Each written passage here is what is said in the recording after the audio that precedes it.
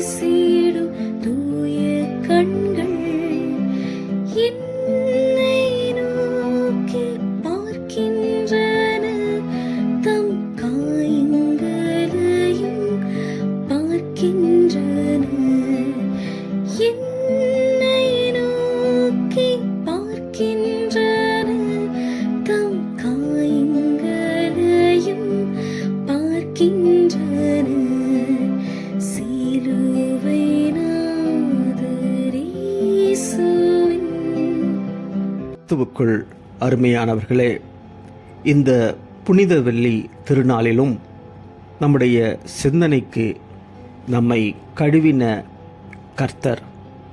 அவர் எவற்றை நமக்காக கழுவினார்? 3 சிந்தனைகள். முதலாவது, கால்களை கழுவின கர்த்தர். யோவான் 13ஆம் அதிகாரம் 5ஆம் வசனம். பின்பு இயேசு பாத்திரத்தில் தண்ணீர் வார்த்து சீஷருடைய கால்களை கழுவவும் தாம் கட்டி கொண்டிருந்த சீலையினால் துடைக்கவும் தொடங்கினார். யோவான் 13:14. ஆண்டவரும் போதகருமாகிய நானே உங்கள் கால்களை கழுவினது உண்டானால் நீங்களும் ஒருவருடைய கால்களை ஒருவர் கழுவீர்கள் என்று வேதம் சொல்கிறது. இரண்டாவது, நம்முடைய காயங்களை கழுவின கர்த்தர். லூக்கா 10ஆம் அதிகாரம் 34ஆம் வசனம். சமாரியன் குற்றூராய் கிடந்தவனுடைய காயங்களில் எண்ணெயும் திராட்சரசமும் வார்த்து காயங்களை கட்டி சத்திரத்துக்கு கொண்டு போய் அவனை பராமரித்தான். எரேமியா 30ஆம் அதிகாரம் 17ஆம் வசனம். நான் உனக்கு ஆரோக்கியம் வரப்பண்ணி உன் காயங்களை ஆற்றுவேன் என்று வேதம் சொல்லுகிறது. மூன்றாவது, அவர் நம்முடைய பாவங்களை கழுவினார். வெளிப்படுத்தின விசேஷம் 1ஆம் அதிகாரம் 6ஆம் வசனம். நம்மிடத்தில் அன்பு கூர்ந்து தமது இரத்தத்தினாலே நம்முடைய பாவங்களற நம்மை கழுவி தம்முடைய பிதாவாகிய தேவனுக்கு முன்பாக நம்மை ராஜாக்களும் ஆசாரியர்களுக்குமான அவருடைய மகிமையும் வல்லமையும் என்றென்றைக்கும் உண்டாயிரு என்று வேதம் சொல்கிறது. 1 கொரிந்தியர் 6ஆம் அதிகாரம் 11ஆம் வசனம்.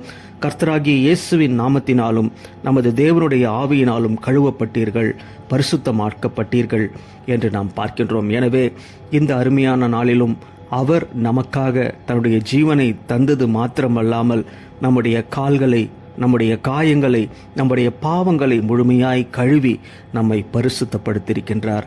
எனவே அந்த அன்பு நாதரை நாம் பற்றி பிடித்து அவருடைய சமூகத்தில் நம்மை ஒப்பு கொடுப்போம். எங்கள் அன்பின் ஆண்டவரே, இந்த நல்ல நாளுக்காக நாங்கள் நன்றி செலுத்துகின்றோம். உம்முடைய சிலுவையின் காட்சிகளை நாங்கள் சிந்திக்கும் பொழுது நீர் எங்களுக்காக சிலுவையிலே தொங்கி மரித்து உம்முடைய ஜீவனை எங்களுக்காக தந்து எங்களுக்கு ஒரு புதிய எழுப்புதலின் ஆவியை நீர் எங்களுக்கு உற்சாகமாய் தருவதற்காக நாங்கள் நன்றி செலுத்துகின்றோம். நீர் எங்களோடு கூட இந்த நாளிலும் இருக்கின்றீர் என்ற விசுவாசத்தின் நம்பிக்கையோடு நாங்கள் வருகின்றோம். பாவமற்ற ஒரு வாழ்க்கை எங்களுக்கு வேண்டும் ஆண்டவரே. நீர் எங்களோடு கூட இடைப்படும், எங்களோடு கூட நீர் பேசும், எங்களை வழிநடத்தும். மீட்பர் இயேசுவின் நாமத்தில் ஜெபிக்கிறோம் நல்ல பிதாவே. ஆமேன்.